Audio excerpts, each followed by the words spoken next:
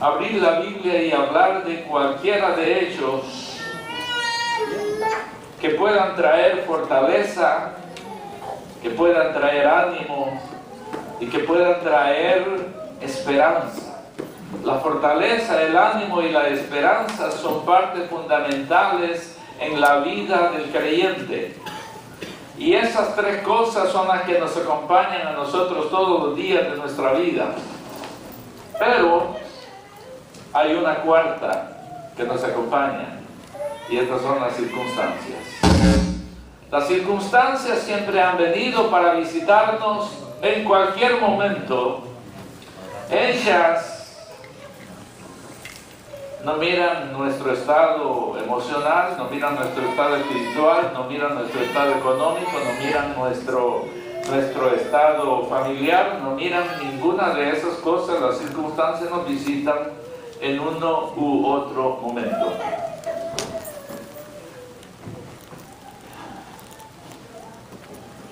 Pero hay un tema que Dios ha puesto en mi corazón en esta tarde.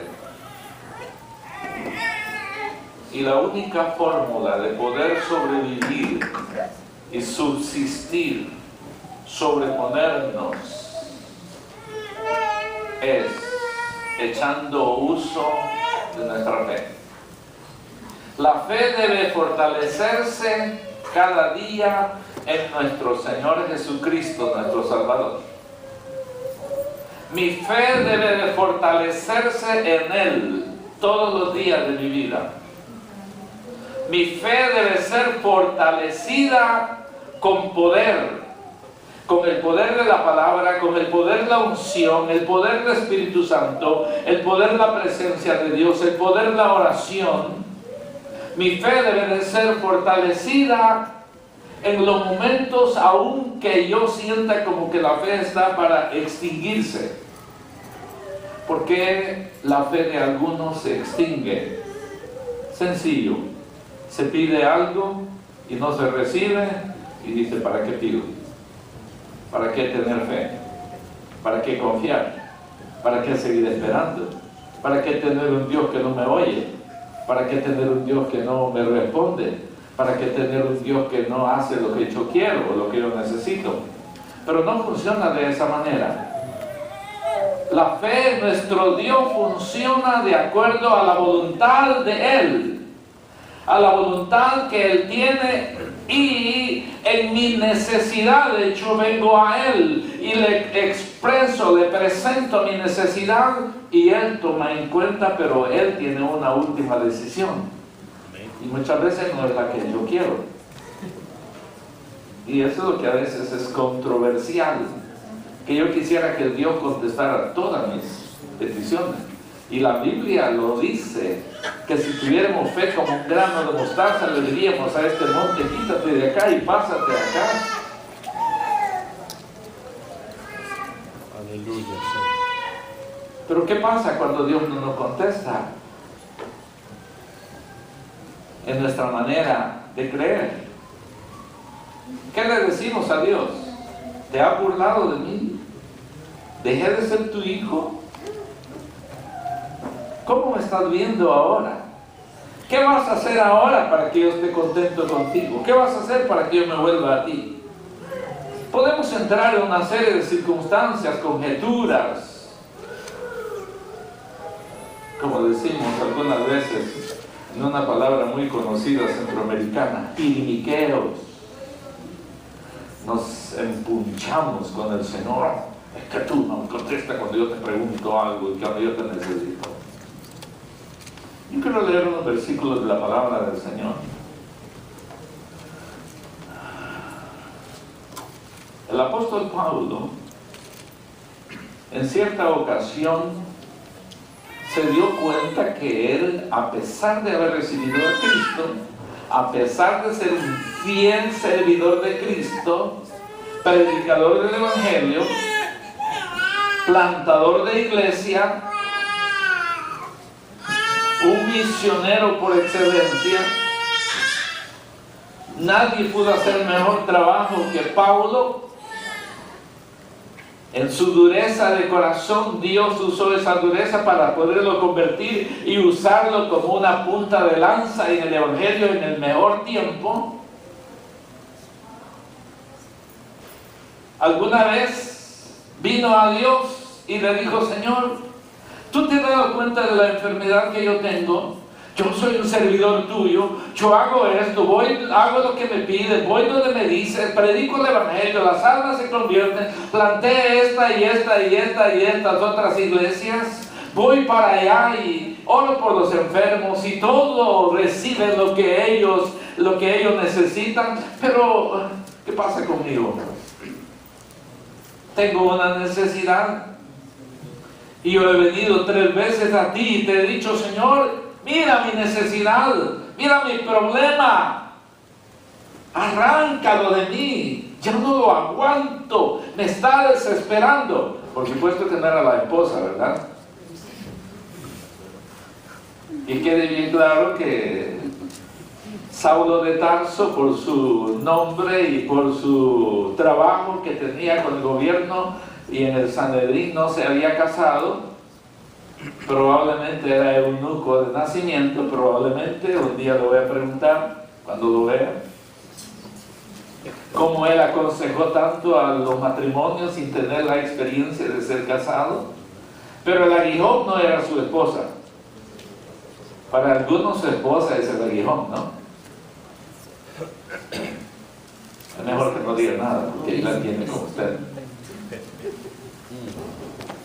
Para otras, su esposo es el aguijón. Y lo está aguijoneando. Que tiene que hacer esto, que tiene que hacer lo otro, que lava los platos, que ame esto otro, que limpia la casa, que cuando yo venga quiero ver la casa que brille. Ay, hombre, ¿qué? Ya no sé, Señor, si me la quitas o te la mando. La situación es cuando viene la problemática, ¿qué nosotros hacemos? Y lo que dice la palabra del Señor, 2 Corintios capítulo 12, versículo 9, solo quiero ir a ese versículo para dar inicio, y Él me ha dicho, y Él lo da como un testimonio: yo he venido a Dios, yo he ayunado, yo he orado, yo he clamado, he suplicado, y Él me dijo estas palabras: basta de mi gracia, pues mi poder se perfecciona en tu debilidad. Por tanto, muy gustosamente me gloriaré más bien en mis debilidades, para que el poder de Cristo more en mí. Finalmente, después de presentar una situación, presentar un problema, una dificultad, Dios habla a Pablo y le dice: Pablito, ¿no estás conforme como yo te tengo? ¿Qué es lo que te desespera a ti? Ese aguijón. Ya no mires al aguijón, mira a mi gracia, mírame a mí. Quita tu mirada del aguijón, quita tu mirada del problema, quita tu mirada de la dificultad, quita tu mirada de esa situación que te está causando tristeza emocional, llanto, dolor y cuántas situaciones te está quitando. Ahora mírame a mí. Entonces dice Pablo: por tanto tuve que aprender, y ahora gustosamente. ¿Cómo que no gustosamente, verdad? Gustosamente, dice. Como dice, voluntariamente. Bueno, si tú eres el dador de la vida, tú eres mi sanador, tú eres tu Dios para mí, y tú no me quieres sanar, pues entonces ¿qué me queda a mí? Que gustosamente aceptar esta situación que tengo y ser procesado a través de ella. Entonces gustosamente yo me voy a gloriar ahora en mis debilidades. Porque estas debilidades que me han venido, esta situación que me ha llegado, ha sido para fortalecer mi vida, mi alma, mi ministerio, mi fe en Dios. Porque Él es el proveedor mío, porque Él es el Dios de gloria. Y aún en los momentos difíciles, el peso de gloria viene sobre mí. Y me dice: José, bástate mi gracia. Por años he padecido de dolor de cabeza, dolor cerebral. Y han habido momentos que le he tenido que decir al dolor: si quieres te quedas ahí, pero yo no voy a estar pensando más en ti. Aunque del pensamiento para el dolor es una capita que lo divide nomás, ¿no? Pero a veces hay que poner una barrera entre el dolor y comenzar a gloriarse en la presencia misma del Señor. Entonces Pablo dijo: bueno, de buena gana me voy a gozar ahora en mis debilidades, porque cuando yo soy débil es entonces que yo puedo depender de Dios. Cuando sentimos que el problema, que la situación nos visitó y nos quiere abrazar, es entonces que nosotros debemos de ceder nuestra voluntad a Dios, y es entonces que el poder del Evangelio, el poder de la palabra, el poder de la unción viene para levantarnos. Amén. Y Dios quizás nos quiere dar un abrazo y decirle: hijo mío, yo estoy contigo, hija mía, yo estoy contigo. Gloria a Dios. Hermanos, no hay momento que Dios se olvide de nosotros. Las circunstancias nos visitan, las circunstancias vienen, las circunstancias se van, pero aún ahí Dios no se ha olvidado de nosotros. Él está con nosotros. Amén. Él está en nosotros. Él está levantándonos a través de esa circunstancia en la que estamos pasando. Efesios 1:19 dice: ¿y cuál es la extraordinaria grandeza de su poder para con nosotros, los que creemos, conforme a la eficacia de su fuerza y de su poder? La extraordinaria grandeza de Dios es para aquellos que creemos en la eficacia, que creemos conforme a la eficacia y la fuerza del poder de la palabra. Esta palabra tiene poder. Cuando yo la hablo, cuando yo la vivo, cuando yo convierto esta palabra en la palabra rema, sale para aquello que ha sido enviada. Y Jehová dice: mi palabra no volverá a mí vacía. Esa es la palabra rema. Cuando hablamos la palabra y sale aquello para lo que fue enviada. Pero hay una controversia. Yo se la puedo explicar de esta manera.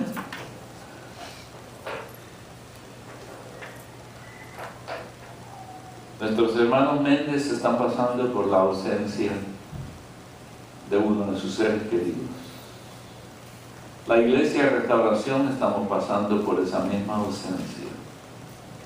Y muchos de nosotros, los que conocimos a Gerardo y convivimos con Gerardo, sonreímos con Gerardo, hablamos de la vaca, de los caballos, de la guerrilla y de los ríos y de cuántas cosas hablamos.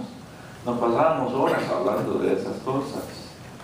Y recuerdo, cuando yo recuerdo a Gerardo, recuerdo a mi suegro, hablábamos horas con mi suegro, viajábamos todo El Salvador, todas las montañas, todo donde él andaba trabajando y buscando en su negocio lo que hacía. Pasábamos horas hablando, y a veces yo ya me sentía con sueño y decía: ok, me voy a acostar. Todos los que pasamos por esos momentos con estos seres queridos, les estamos extrañando. Pero esa no es una problemática sin solución, porque ellos están en la presencia misma del Señor.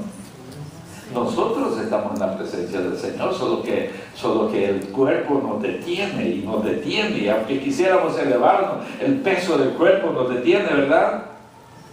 Si yo no tuviera este peso de cuerpo, yo me levantaría y me iría con Él. El problema es, si usted visualiza los globitos esos, las vejigas o balón, como le llaman, si usted le echa el oxígeno de boca, el globito se va para abajo. Y si usted le echa el del tanque, el globito se sube. El problema que nos detiene a nosotros es este peso, que todavía estamos en este cuerpo físico. Pero cuando la física pierde de su autoridad y lo espiritual se desprende de lo físico, es entonces que nosotros llegaremos más cerca de Él y estaremos con Él. Como dice el apóstol Pablo hablando del rapto de la iglesia. Y así dice, viviremos por toda la eternidad. Amén. Y aunque ya sea en la tierra o a donde Él nos lleve, viviremos con Él. Porque ya lo físico ya no nos impide llegar al tercer cielo. Ahora yo le aseguro que usted se levanta un poquito y quiere volar y al segundo se está en el piso. Pero nuestro hermano Gerardo ya no está aquí en el piso. Él está en un descanso. Su alma está en un descanso. Un lugar llamado paraíso. Lugar de descanso. Esperando el día de la resurrección de los muertos. Cuando su alma vendrá, su espíritu vendrá y tomará un cuerpo nuevo y resucitará para ver a sus seres queridos. Él no es un viento ahora como algunos creen que el espíritu es un viento. El espíritu no es un viento, es el aliento de Dios mismo. Es una parte de Dios mismo que se desprende de nosotros. Es esa habilidad que tenemos de hablar, de decir, de hacer, de correr, de caminar. Es esa habilidad, eso viene de Dios mismo, eso viene del conocimiento y la gracia de Dios, y eso es lo que tenemos nosotros, por eso nos movemos como nos movemos. Entonces la palabra dice que es esa fuerza de su poder que está en nosotros. Fuerza y dominio propio para poder vivir una vida agradable a Él. Bueno, ¿qué pasa con las personas que mueren fuera del Evangelio?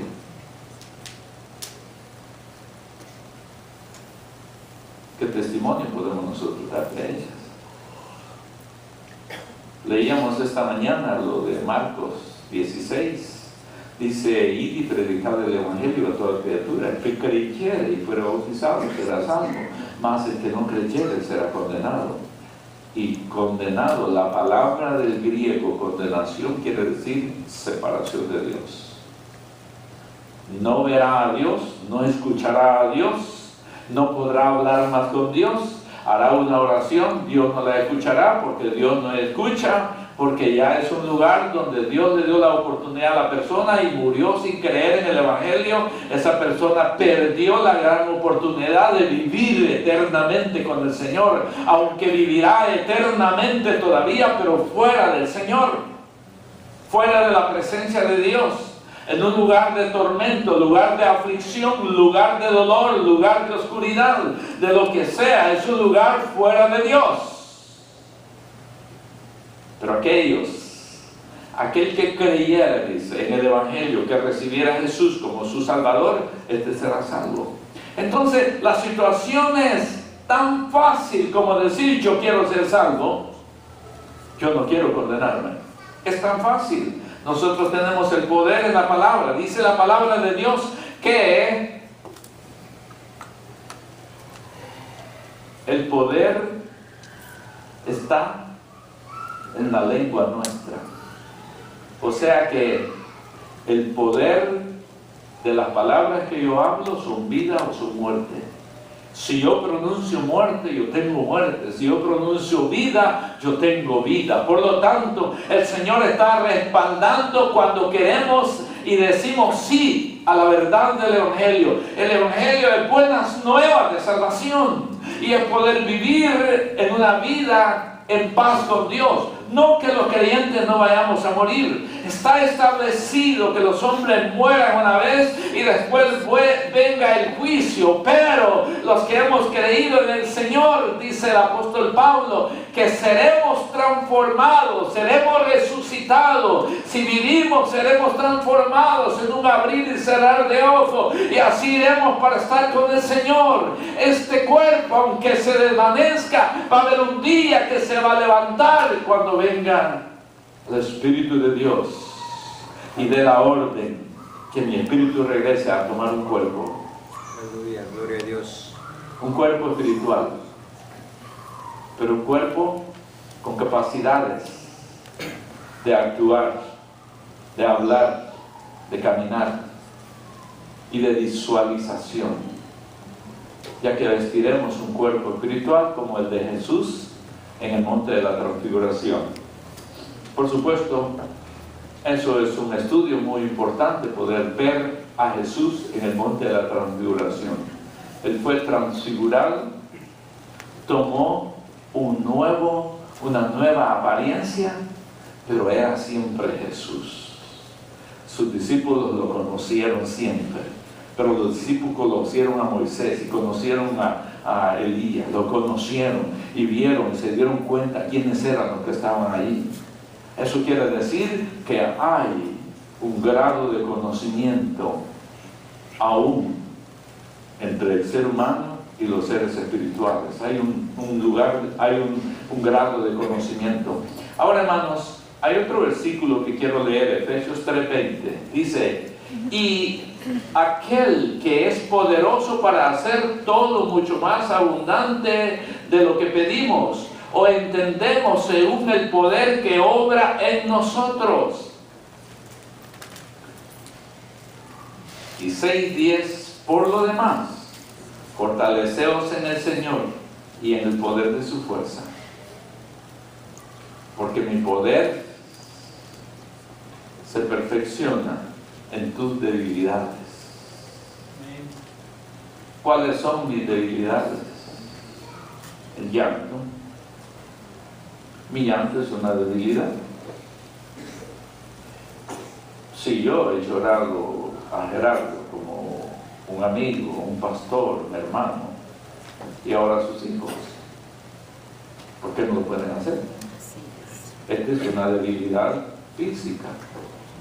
Esta es una debilidad del sentimiento, una debilidad del alma, una debilidad consciente. Las lágrimas se salen y no les podemos cerrar la llavecita para que no salgan. Ellas se salen y este es un desahogo del alma.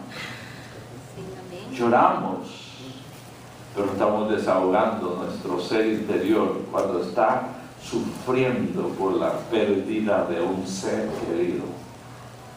Yo pasé ya por eso. Mi padre se fue con el Señor, a los años mi madre, y de esa manera yo sufrí, pero me albergaba la esperanza de que ellos murieron en el Evangelio de Jesucristo. Entonces solo nos separa una distancia. Ellos están con el Señor y yo estoy con el Señor, pero yo estoy en la física todavía y ellos ya no. Entonces es esa muralla que nos separa, pero mientras tanto yo debo de gozarme en el Señor. Mis hermanos Méndez deben de gozarse en el Señor, porque Gerardo peleó la batalla, llegó hasta el final. Él no perdió. Nosotros perdimos a un ser aquí en la tierra, físicamente, pero no un ser espiritual. No lo perdimos porque Él está en la presencia del Señor. Él está con Dios. Esa es la seguridad que trae a nosotros, a nuestro espíritu, porque el espíritu mismo da testimonio a nuestro espíritu, dice Pablo en Romanos 8:16, de que somos hijos de Dios.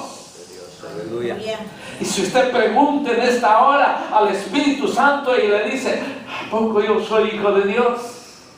El Espíritu Santo trae ese testimonio a usted, a su entendimiento. Y dice, sí, necesito arrepentirme porque esta mañana yo me enojé muy enojado, muy bravamente con mi esposa, mi esposo, mi hijo, y le dije lo que no debía decirle.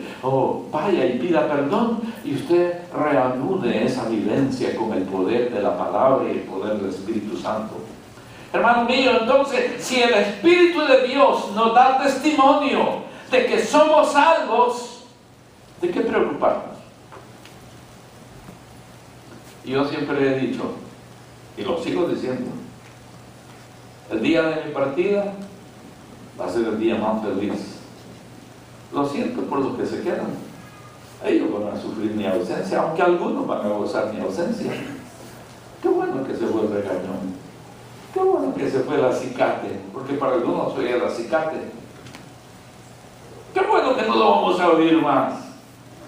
Pero para mí será un día de victoria irme con el Señor.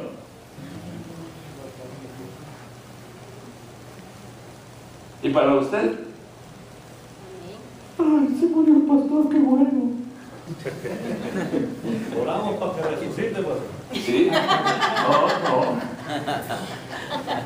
Esa es una oración que Dios no va a contestar. Jesús resucitó a los muertos, dice la palabra que nosotros aún mayores cosas. Mayores cosas, ¿verdad? Por favor, no ores por mí. Y si oras por mí, pues dígale, Señor, es mejor llévatelo. Por supuesto, no sé qué mi esposa va a decidir, ¿no? Porque ya uno muerto ya no tiene autoridad en uno. Los sobrevivientes tienen autoridad en el cuerpo del muerto. Si lo quieren quemar, si lo quieren enterrar aquí, lo quieren enterrar en México, lo quieren enterrar en El Salvador, lo quieren quemar y echar al mar, lo que quieran hacer. Pero Dios es el que tiene la autoridad en nuestro ser viviente, en nuestra alma, en nuestro espíritu. Así que ya en el cuerpo, solamente los sobrevivientes son los que tienen derecho a decidir lo que quieren. El muerto ya no sabe, ya no oye, ya no siente. Se fue para vivir en otro hogar, en el hogar celestial. 1 Corintios 16:13 dice, estad alerta, permaneced firmes en la fe, portaos varonilmente y sed fuertes. Y me preguntaba yo cuando leía este versículo, dice, si dice, estad alerta, quiere decir atento a todo lo que me puede suceder, a todo lo que puede venir por ahí. Y esto es para todos. Permanezcan firmes en la fe, quiere decir no se deslicen, no se desmayen, no se escapen de la fe, quédense establecidos, anclados en la fe. Pero la otra parte de este versículo dice, pórtense varonilmente y sean fuertes. Y aquí se cumple la palabra cuando la Biblia habla muchas veces, solamente la palabra varón, y no menciona hembra, porque todos, varón y hembra, tenemos que portarnos varonilmente. ¿Qué quiere decir la palabra varonilmente? Porque al final dice, después de decir varonilmente, se repite la misma palabra y dice, sé fuertes. ¿De dónde saca el hombre la valentía? ¿Acaso no tiene la misma física que la mujer? ¿En qué área es que somos los hombres más fuertes que la mujer? Dígame uno de los hombres casados, ¿qué la esposa no hace? Ella hace todo, ¿verdad? Y hasta mejor que nosotros. Entonces, ¿por qué la palabra dice que nos portemos nosotros varonilmente y que seamos fuertes?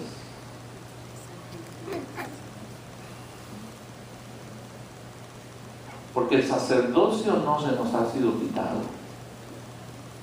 Somos los sacerdotes del Dios Altísimo, y no importa que seamos hombres o no importa que sean mujeres, el sacerdocio establecido de Dios está establecido en la familia.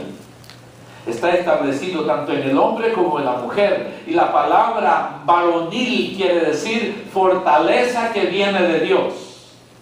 Que hagamos uso de la fortaleza que viene de Dios y no la fortaleza que nace de aquí del alma, porque cuando naces tenemos solo la fortaleza que nace del alma, se mueve mucho, tembelequea mucho. Hay esa palabra tembelequear, quiere decir moverse, estar inseguro. ¿Por qué? Porque es la fe del alma.